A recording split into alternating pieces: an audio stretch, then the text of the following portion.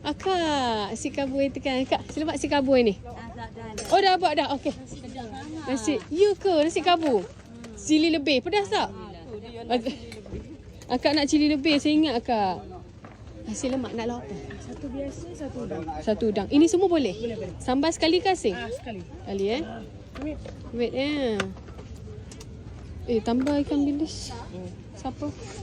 Ni udang ya? RM3. Plain ni, ada plain ni. Aku bubur tak timun. Bubur dah.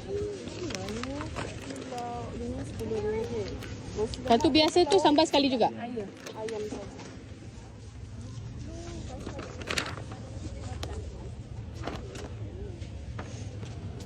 Mana telur-telur ni? Kat belakang. Belakang, kat belakang tu, kat sebelah Tupperware tu. Hari sebab saya cuti rambut takut tak jual pula. Ada, tapi nanti kalau cuti kita update kok. Kak tengok dekat kita punya TikTok dengan Google. Kita akan update. Takut akak datang. TikTok nasi lemak meletup belakang. Akak. Awak punya ada infak lagi tak? Dah tu lah. Tak jalin. Hari ni ada infak. RM10 je hari ni kak. Alhamdulillah. Ada 5. Ya, ada orang infak kat kita. Kita menyampaikan. Awak punya 11.5, awak bayar RM4.5 saja.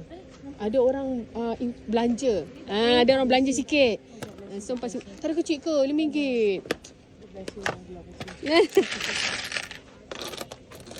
4.5, 5, 10,